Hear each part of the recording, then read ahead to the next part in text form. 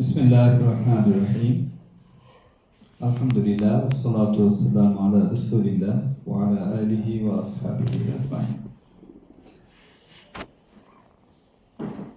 ঐতিহ্যবাহী মোল্লাহাট উপজেলা প্রশাসন কর্তৃক আয়োজিত আজকের উপজেলার সঙ্গে সম্পৃক্ত সকল দপ্তরের কর্মকর্তাদের নিয়ে আজকের এই মতবিনিময় অনুষ্ঠানের সম্মানিত সভাপতি, উপজেলা নির্বাহী কর্মকর্তা, এই উপজেলার অভিভাবকের দায়িত্ব যিনি পালন করছেন,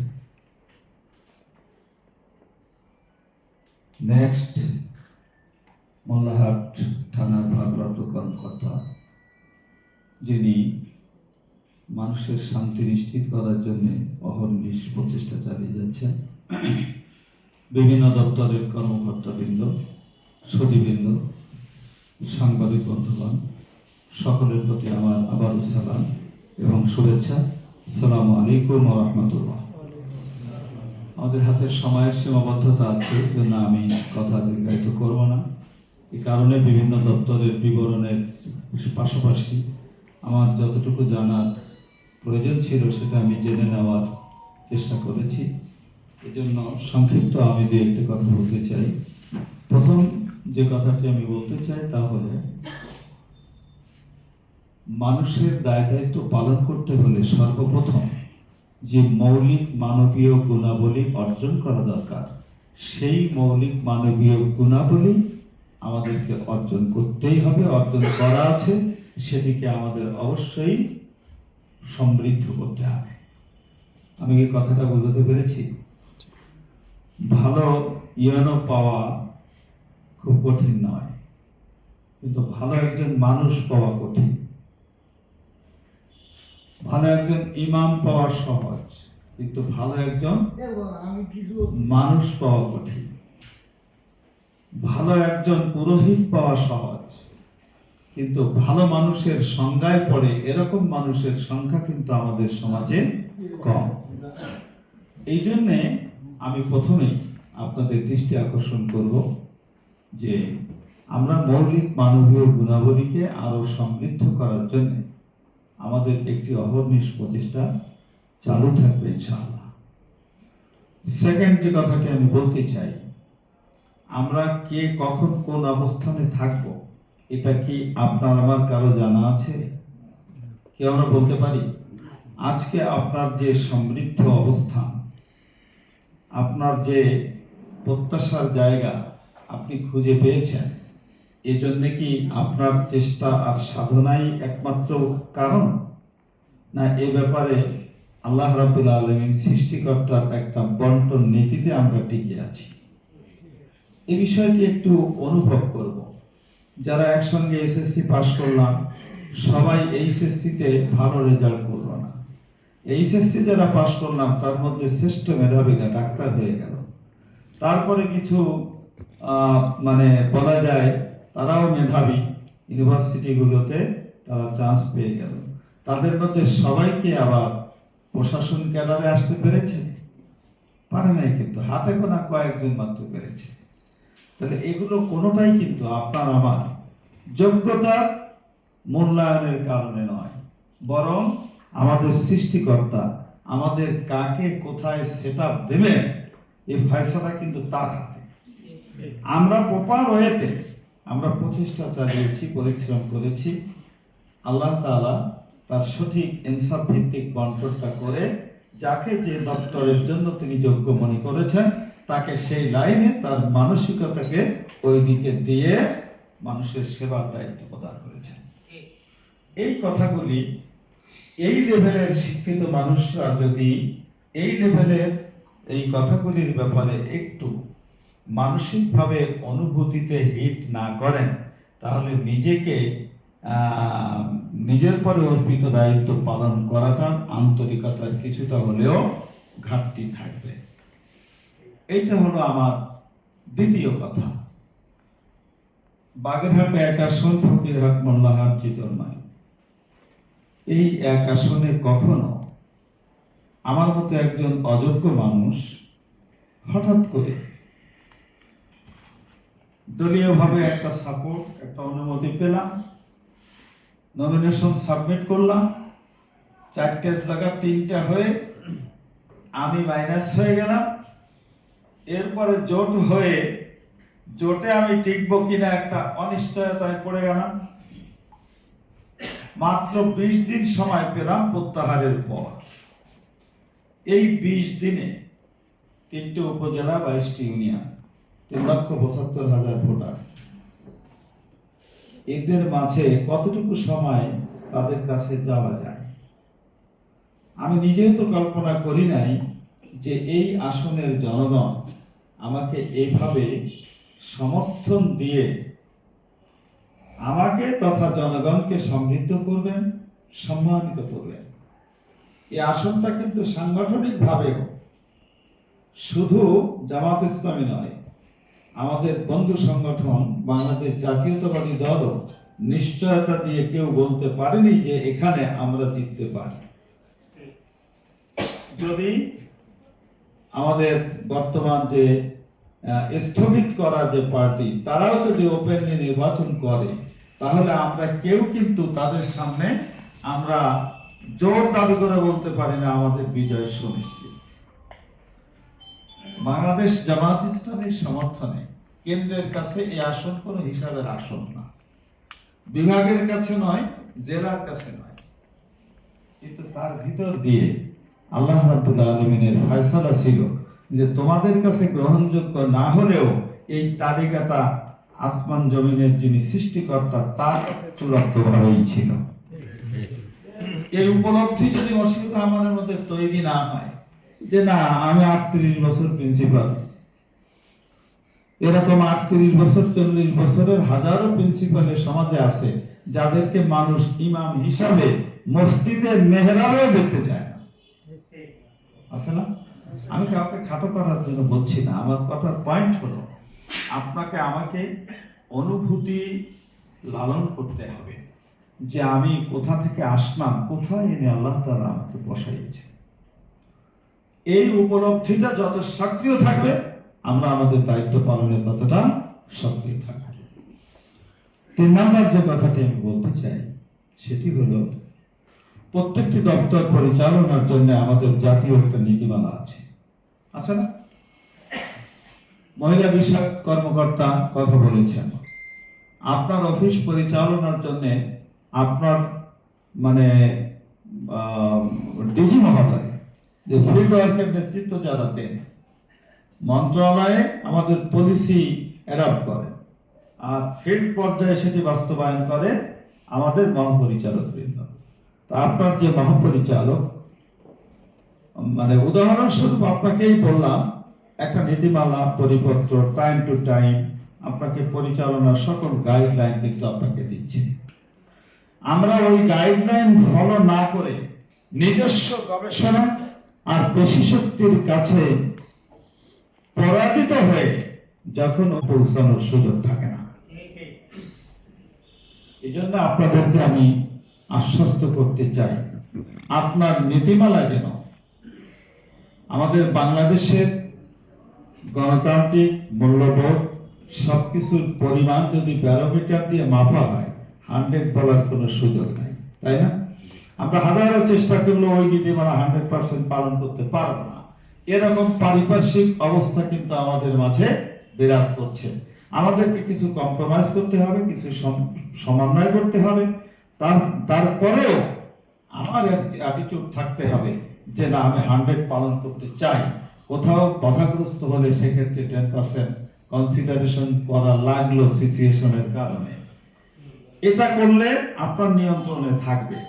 কিন্তু আপনি যদি মনে করেন মোল্লাহাটে চাকরি করতে আসছি, এখানকার পেশি শক্তি কারা শক্তিশালী, ওরা যেভাবে বলে ওইভাবে চলে টলে আমার এই স্টেশনটা পার করে হয়ে যেতে পারলে তো হয়ে গেল, তাহলে কি আমরা প্রকৃত অর্থে আপনার আমার যোগ্যতাটাকে এই জনপদের মানুষের সেবার জন্য কাজে লাগাতে পারলাম না। এজন্য আমি এই আসনে সংসদ সদস্য হিসাবে আপনাদেরকে আমি অ্যাসিওর করতে চাই, আমার পক্ষ থেকে কোনো চাপ আপনারা অনুভব করবেন না। আমাকে মুরব্বী সুলভ অভিভাবকত্ব দেওয়ার জন্য আমি প্রস্তুত আছি, কিন্তু শর্ত একটা, নীতিমালা আপনাকে অবশ্যই পালন করতে হবে, আপনার ঊর্ধ্বতন নীতিমালা। গণপ্রজাতন্ত্রী বাংলাদেশ সরকার জাতীয় সংসদে যেসব নীতিমালা তৈরি করেছেন সেগুলোর সাথে কি আমাদের কারো নাগরিক হিসেবে দ্বিমত পোষণ করার সুযোগ আছে? যেগুলো গেজেটেড, সেসব বিষয়ের সাথে আপনার আমার ব্যক্তিগত পছন্দ অপছন্দের বিষয় থাকতে পারে, কিন্তু ওরা বাস্তবায়নের ক্ষেত্রে দ্বিমত করার কোনো সুযোগ কি এই সকল পদধারীদের কোনো সুযোগ আছে? সুযোগ নাই। এই জন্য আমার 3 নম্বর যে কথাটি বলেছি সেটি হলো, আমরা প্রত্যেক ডিপার্টমেন্টের ঊর্ধ্বতন দৃষ্টি আকর্ষণ পরিপত্র এবং তাদের ডিরেকশন বাইল এগুলো কোনো অবস্থাতেই লঙ্ঘন করব না, এই অ্যাটিটিউডে থাকব। পরিবেশ রক্ষার জন্য যতটুকু সমন্বয় করতে হয় সেজন্য উপজেলার অভিভাবক ইউনো সাহেব আছেন, আমি আপনাদের খাদেম হিসাবে আছি, আরো আমাদের রাজনৈতিক বিভিন্ন দলের বন্ধুরা আছে, তাদের সঙ্গে শেয়ার করে আপনার নীতির উপরে অটল থেকে যতটুকু সমন্বয় করা যায় সেভাবে আমরা চেষ্টা করব। সবাই প্রস্তুত তো ইনশাআল্লাহ? সর্বশেষ যে কথাটি আমি বলতে চাই সেটি হলো, এই সব পদ পদবি আমার জন্য নয়, এসব পদ পদবি এই মোল্লাহাটের 1 লক্ষ প্রায় 2 লক্ষ মানুষের জন্য। ভোটারই হলো 1,27,000, 1,18,000 ভোটার, 1,18,000 ভোটার। তাহলে পপুলেশনের সাথে যদি ভোটার হন নাই এরকম যদি আর 40,000 হয়, তাহলে আমার প্রায় 1.5 লক্ষ পৌনে 2 লক্ষ পপুলেশন এই উপজেলা। অতএব এই উপজেলা এই সকল মানুষের বিভিন্ন মৌলিক চাহিদা পূরণের জন্যই কিন্তু আমরা সহায়ক শক্তি। মনে করবেন না যে আমরা অফিসার, মনে করবেন যে এই জনপদের মানুষের সুবিধার জন্যই আমাকে এখানে পাঠানো হয়েছে, এই পদে আমাকে আসীন করা হয়েছে। অতএব বিবেকের কাছে প্রশ্ন রেখে আপনি আমি সে দায়িত্ব পালন করার চেষ্টা করব। সবাই প্রস্তুত তো ইনশাআল্লাহ? এবং প্রশাসনের একটা টিম স্পিরিট আছে, এটা আমি দীর্ঘদিন তো প্রশাসনের সাথেই, যদিও মাদ্রাসার হুজুর, কিন্তু তারপরে প্রশাসনের সাথে বিভিন্ন অ্যাক্টিভিটিস শেয়ার করার তো কিছু একটা অভিজ্ঞতা হয়েছে। আমি আমার কর্মজীবনে জেলা প্রশাসনের সাথেই আমি কাটিয়েছি তার প্রায় 25 বছর। ডিসি সাহেব সভাপতি, আমি প্রিন্সিপাল, ডিসি সাহেব পরীক্ষা কেন্দ্র কমিটির সভাপতি, আর আমি সেই কেন্দ্র কমিটির সদস্য সচিব। তাহলে ডিসি সাহেবের স্বাক্ষর ছাড়া তো আমি প্রশ্ন সঠিক করতে পারি নাই। অতএব এই অ্যাক্টিভিটিসের অভিজ্ঞতা আমার আছে, সেজন্য আমি এই কথাগুলি আপনাদের সামনে উপস্থাপন করলাম। আমরা আমাদের দায়বদ্ধতা থেকে বিবেকের কাছে প্রশ্নহীনভাবে যেন স্বচ্ছ থাকতে পারি, এটা হলো আমার দৃষ্টি আকর্ষণ। নেক্সট পয়েন্টে আমি যে কথাগুলো বলতে চাই একেবারে জনগুরুত্বপূর্ণ, সকল সেক্টরে গুরুত্বপূর্ণ, তারপরেও যে এই মানে একেবারেই জনগুরুত্বপূর্ণ বিষয় স্বাস্থ্য খাত। আমি প্রথমেই স্বাস্থ্য খাত ধরব। এই স্বাস্থ্য খাতে আপনার হেড অফিস থেকে কোনো সিটিজেন চার্টার জনসমক্ষে লাগানো আছে না? সেটা কি দৃশ্যমান জায়গায় আপনি লাগিয়েছেন? হসপিটাল খুব অপরিচ্ছন্ন, কিন্তু পরিচ্ছন্নতা কর্মীর পোস্ট হলো 5টা, বছরের 10 মাস না, বছরের পর বছর একজন থাকে। তো ওই একজন পরিচ্ছন্নতা কর্মী ওই ক্যাম্পাসটাকে ওয়াশরুম সহ তার পরিষ্কার করে রাখাটা, এটাকে আসলে বাস্তবসম্মত সম্ভব না। আমরা তো মানে বাইরে থেকে শুধু বলি যে ডাক্তাররা করে নাকি, খালি ওই প্রাইভেট চেম্বার নিয়ে ওইরকম বসে যায়, সরকারি বেতন খায় আর এরা কোনো কাজ করে না। ওনার কি ক্ষমতা আছে 2জন মানে ডিআইসি সাহেবের কি ক্ষমতা আছে 2জন পরিচ্ছন্নতা কর্মী বৃদ্ধি করা? ওনার কান্নাও শুনবে না সিভিল সার্জন, সিভিল সার্জনের কান্না শোনে না ডিডি, ডিডির কান্না শোনে না ডিজি মহোদয়। এরপর তার কান্নার কোনো গুরুত্বই নাই, সে কানতে গেলে আরো পদস্তুতির সম্ভাবনা আছে স্বাস্থ্য মন্ত্রণালয়। আমাদের দেশের আমলাতান্ত্রিক ডেভেলপমেন্ট ছাড়া মাঠ পর্যায়ে প্রভাব ফেলানো খুবই কঠিন। তো মাঠ পর্যায়ে প্রভাব, যেহেতু আমি এই মানে পদ হোল্ড করি, সেজন্য এখানে থেকে আর কিছু না পারি দাপাদাপিত করতে পারি যে হায়রে মানুষের দায়িত্ব গ্রহণ করেছিলাম কিন্তু সেবা দিতে পারলাম না। এই অনুভূতিটুকু যদি আমাদের মধ্যে থাকে তাহলে কোনো না কোনো ভাবে আমি 5% হলেও বেশি সেবা দিতে পারবো। আপনি এই সিটিজেন চার্টারটা হালনাগাদ করবেন। আমি যে প্রতিষ্ঠানের প্রিন্সিপাল, আমি কিন্তু এখনো রিটায়ার্ড করিনি, 2 বছর এখনো চাকরি আছে। মহিষ সাহেব কচুয়া ছিলেন, উনি আমার প্রতিষ্ঠানে অনেকবার গিয়েছেন, আমরা একসঙ্গে শিক্ষা সেক্টরে কাজ করেছি। তবে আজকে এখানে মাধ্যমিক এবং উচ্চ মাধ্যমিকের রেজাল্টের যে পার্সেন্টেজ শুনলাম, কিন্তু খুবই হতাশাব্যঞ্জক। এবং মোরেলগঞ্জ আর মোল্লাহাট শিক্ষা জগতে এই দুইটা উপজেলা যে একটা, আমি নেগেটিভ সেন্সে বলবো না, এটা নৈতিক কিছুটা অধঃপতনের প্রভাব এখানে বিস্তার করেছে। এটা কিন্তু বিস্তার করেছিল, বিস্তার করছে বললে তো এখনো চলমান। তবে সেখান থেকে বেরিয়ে আসার জন্য প্রচেষ্টা শুরু হয়েছে। অচিরেই আমরা অন্তত এই দুটি উপজেলার এই দুর্নাম ঘোচাতে পারবো। মহেশগঞ্জে অলরেডি গত বছর থেকে শুরু হয়েছে, কোনো শিক্ষককে ইনভিজিলেশনে দেওয়া হয়নি। বাগেরহাট থেকে সহকারী কমিশনারদেরকে নিয়ে প্রত্যেক হলে এক একজন করে অফিসার তার করাই দিয়েছে যে কোনো টিচার এখানে ইনভিজিলেশন দিতে পারবে। এরপরেও যদি একজন শিক্ষকের মান সম্মানে না বাঁধে, তাহলে তাকে পেশা পরিবর্তন করার অনুরোধ করতে চাই আমি। এই আস্থার জায়গাটাকে আর কলুষিত না করার জন্য আমি অনুরোধ করতে চাই।